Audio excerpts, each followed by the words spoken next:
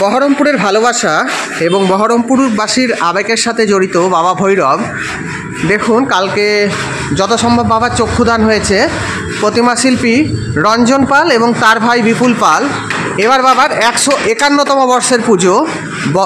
প্রতিটা ভক্তের মনস্কামনা এখান থেকে পূর্ণ হয়ে থাকে। প্রতি বছর এই কার্তিক মাসের শেষ সংক্রান্তি তিথিতে বাবার পুজো হয়। এখন বাবা ভৈরবের শেষ পর্যায়ের যে প্রিপারেশন আমরা সেটাই দেখছি। কত সুন্দরভাবে কাজকর্ম চলছে আপনারা একটু দেখুন। মন্দিরটা তো মনে হয় আবার রং করেছে। প্রতিমা শিল্পী রঞ্জন পাল এবং তার ভাই বিপুল পাল। বাবাকে আপনাদের কাছে দেখাতে পাচ্ছি না, কেননা এখন বাবা ঢাকা আছে। তাও আমি চেষ্টা করছি বাবাকে যতটা সম্ভব আপনাদেরকে দেখানো যায়। প্রায় 14 হাত 22 ফুট উচ্চতা বিশিষ্ট বাবা। এই বাবা ভৈরব 151 বছর আগে বাবার এখানে পুজোটা স্টার্ট হয়। শোনা যায় যে আগে বাবার পুজো হতো খাগড়া, নল খাগড়া বলে একটা জায়গা ছিল, গভীর বন। সেইখানে তা দাবানলের ফলে সেই বনটা যখন ধ্বংস হলো তখন বাবার পায়ের একটা চিমটে এখানে এসে পড়ে। তখন থেকেই এখানকার যারা বাসিন্দা ছিলেন তারা এখানে এই পুজোটার সূচনা করেন। বহরমপুরবাসীর কাছে আবেগ এবং ভালোবাসা এই বাবার সঙ্গে প্রতিবারই থাকে। তা আপনাদেরকে এই চ্যানেলের মাধ্যমে আমি জানাবো যে বাবার পুজোটা কখন বসবে, আপনারা কখন এসে অঞ্জলি দেবেন, কখন থেকে মানে কুপন দেওয়া হবে, প্রসাদ দেওয়া হবে, কবে বাবার শোভাযাত্রা, টোটালটাই আপনারা জানতে পারবেন এই ভিডিও থেকে।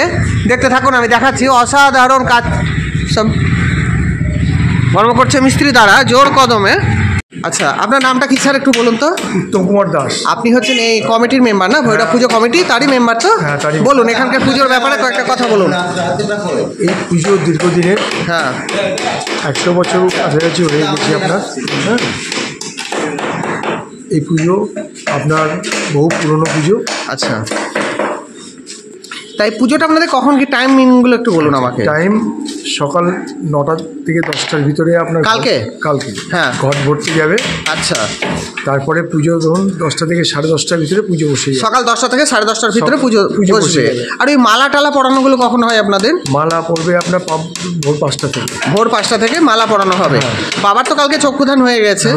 আচ্ছা, এবার টঞ্জলিগুলো একটু বলে দিন আমাদেরকে। অঞ্জলি পুজো শেষ হয়ে যাওয়ার পরেই আচ্ছা অঞ্জলিটা শুরু হবে। আপনাদের শেষ হতে মোটামুটি 4টে, বিকেল 4টের মধ্যে। 4টে থেকে অঞ্জলি শুরু হয়ে যাবে। ও, বিকেল 4টে থেকে অঞ্জলি শুরু হয় না? তারপরে যতক্ষণ চলবে ততক্ষণ চলবে। মোটামুটি আপনাদের লাইন তো অনেকটাই হয়। হ্যাঁ, আমাদের বিশাল লাইন হয়। হ্যাঁ। গত বছর আপনার হয়েছিল প্রায় 8টা বেজে গিয়েছিল আপনার মানে কমপ্লিট করতে অঞ্জলি। আচ্ছা, এবছর চেষ্টা করছি আমরা একটু সকাল সকাল পুজো বসিয়ে। হ্যাঁ, মোটামুটি কটার দিকে তাহলে বসছে পুজোটা?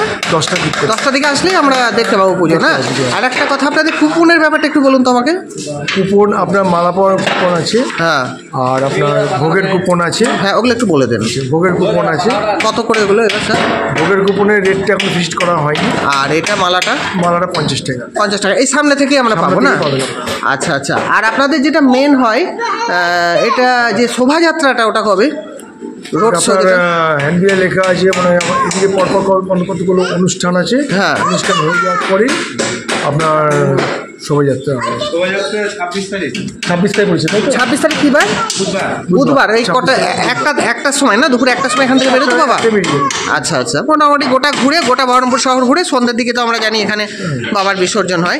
ঠিক আছে স্যার, বং পিএম চ্যানেল থেকে আমি বাপি এসেছিলাম আমার চ্যানেলে বলার জন্য আপনাকে অসংখ্য ধন্যবাদ। ভালো থাকবেন স্যার। কাল তো বাবার পুজো, আমি যতটা পারছি আপনাদেরকে দেখাচ্ছি। দেখো কত সুন্দর লাগছে, সমস্ত সাজানো গোছানো চলছে মন্দিরের আশেপাশে। আপনাদেরকে দেখিয়ে দিচ্ছি, দাঁড়াও, কত সুন্দর সাজিয়েছে দেখো। এবার আপনাদেরকে একটু খাগড়া গোপালঘাটের কদম বাবাকে দেখিয়ে দিচ্ছি। এটাও রেডি হচ্ছে, কালকে যেহেতু পুজো।